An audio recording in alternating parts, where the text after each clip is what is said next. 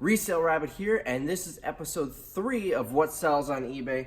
This is kind of a gross one that a lot of you probably don't know about, but this is a really gross vintage razor. Look at that corrosion. If you open it up, you see all the hair in there. I am definitely going to be washing my hands after this video. Very gross, but sellable. These things can go for good money. Here's another one with the original case. Much nicer condition. Still a little gross, but not as bad. And then we've got 2 others right here. These actually sell for decent money. I picked these up in a local auction. I don't remember what I spent, probably 10 bucks or less on all 4 of them. And 2 of them already sold. I just got around to listing them yesterday. And within 24 hours, I sold 2 of them. That would be these 2. I actually had the model number on these. If you look closely on the bottom, you see Gillette. You're not going to see it on the video because it's very small, but you see Gillette and you see a model number. This one is, let's see, S4. This is an S4, and that's how I get the date. I believe this one was 1959.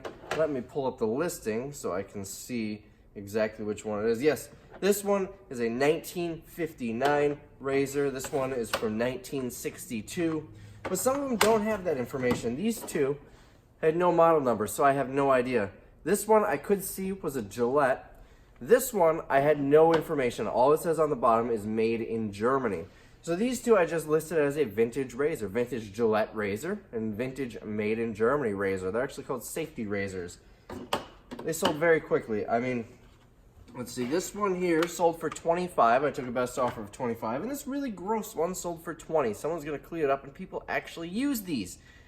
Hipsters, I presume, or weird people. I have no idea. Why someone would want to use this is beyond me, but people use these. There's a whole following on older razors, so definitely want to look for these.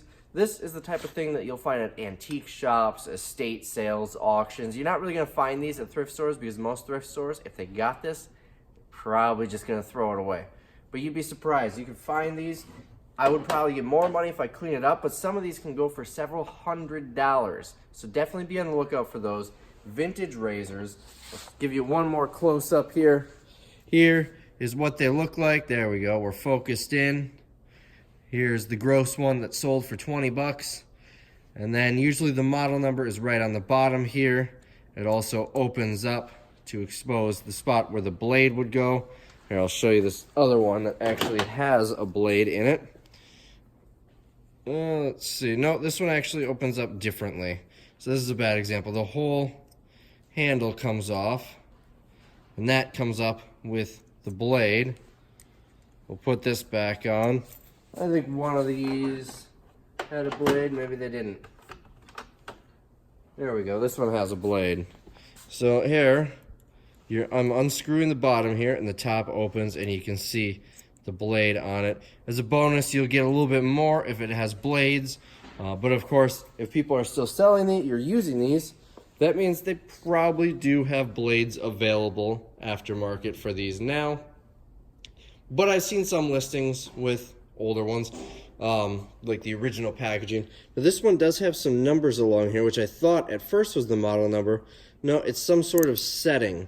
I'm not quite sure what the setting does, but it turns. The model number is actually down here on the bottom. So that is what you want to look for.